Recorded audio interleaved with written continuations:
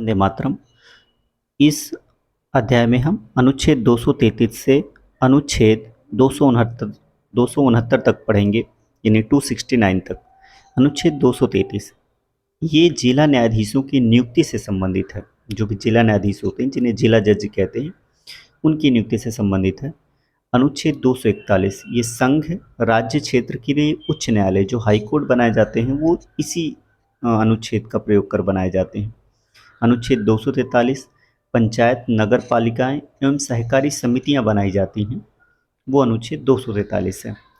अनुच्छेद 244 अनुसूचित क्षेत्रों एवं जनजाति क्षेत्रों का प्रशासन, बेसिकली जो अलग अलग कैटेगरीज हैं, जैसे मेघालय में, एमपी में, जहाँ भी इस प्रकार के क्षेत्र ज़्यादा हैं वहाँ के प्रशासन से संबंधित है।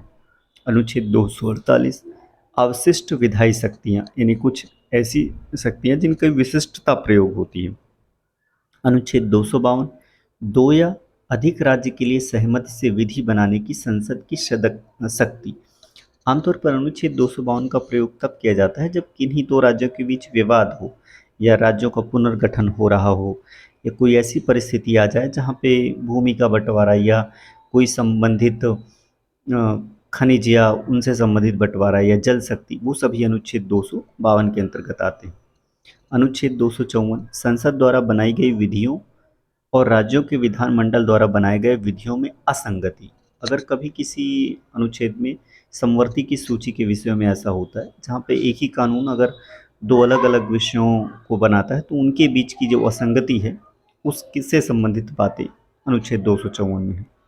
अनुच्छेद 256 राज्यों और संघ की बाध्यता 256 के अंतर्गत ही है कि राज्य और संघ उनकी अपनी एक क्या लिमिटेशन होंगी, वो इसकी व्याख्या को करता है। हाल ही में जैसे दिल्ली सरकार ने को जो ऑर्डर दिया है सुप्रीम कोर्ट ने उनके पक्ष में कि आईएएस दिल्ली सरकार के अंतर्गत काम करेंगी, वो भी उन्होंने अनुच्छेद 256 को एक्सप्लेन किया है।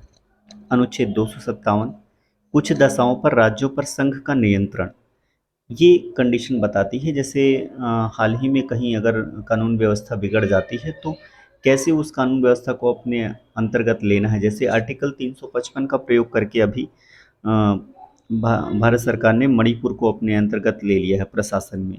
यहाँ पर भी कुछ दशाओं पर संघ का नियंत्रण होगा, लेकिन बगैर ऐसी कंडीशन के होगा, ये वो दशाएं हैं।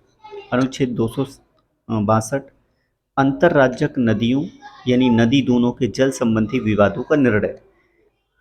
ये अंतर्राज्यीय नदियों का या फिर नदी के जो भी राज्यों के बीच नदियों के पानी से संबंधित विवाद होते हैं ये उनसे संबंधित है। जैसे यमुना और उससे संबंधित एक नहर का विवाद है, ये उससे संबंधित विवाद कैटेगरी में आता है। अनुच्छेद 263 ये अंतर्राज्यीय विकास परिषद का गठन है, दो राज्यों के विकास परिषद को डेवलपमेंट में गठन होता है। अनुच्छेद 266 संचित निधि से संबंधित है। अनुच्छेद 267 ये आकस्मिकता निधि है जो विशेष परिस्थितियों में लगाई जाती है। अनुच्छेद 269 संघ द्वारा उद्धृत और संग्रहित किंतु राज्यों को सौंपे जाने वाले कर हैं, यानी केंद्र सरकार इन्हें वसूलती है मगर राज्यों को ये सौंपे जाते हैं, ये वो कर है। Thank you.